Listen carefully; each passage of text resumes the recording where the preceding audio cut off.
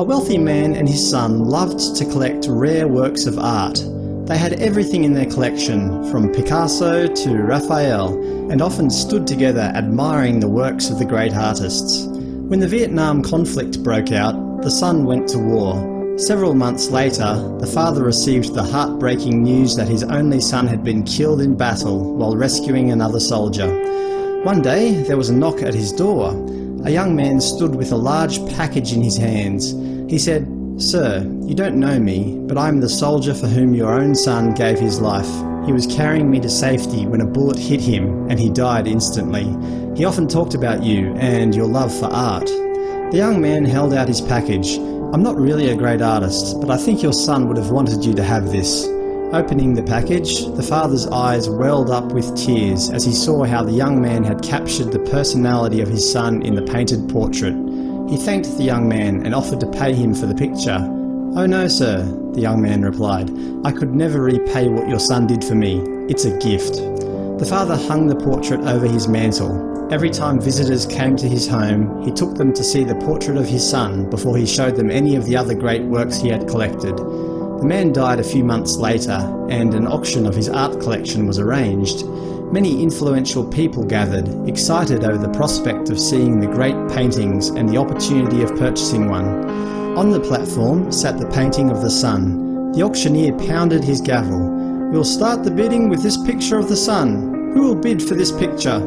There was silence. Then a voice shouted, "We want to see the famous paintings. Skip that one." But the auctioneer repeated, "Will someone bid for this painting? Who will start the bidding? $100? $200? Another voice shouted angrily, "We didn't come to see that painting. We came to see the Van Goghs, the Rembrandts. Get on with the real bids." But still the auctioneer persisted. "The sun! The sun! Who'll take the sun?" Finally, a voice came from the very back of the room. It was the long-time gardener of the man and his son. "I'll give $10 for the painting." Being a poor man, it was all he could afford. "We have $10. Who'll bid $20? "Give it to him for $10. Let's see the masters." $10 is the bid? Won't someone bid $20? The crowd was becoming angry. They didn't want the picture of the sun. They wanted the more worthy investments for their collections. The auctioneer pounded the gavel. Going once, going twice. "Sold for $10. A man sitting in the second row shouted, "Now let's get on with the collection." The auctioneer laid down his gavel. "I'm sorry, the auction is over." "What about the paintings?" "I'm sorry," the auctioneer replied. "When I was asked to conduct this auction, I was told of a stipulation in the will that was not to be revealed until this time. Only the painting of the sun was to be auctioned. Whoever bought that painting would inherit the entire estate, including the collection. The man who took the sun gets everything."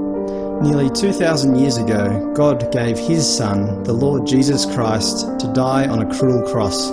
Much like the auctioneer, his message today is, the Son, who will take the Son?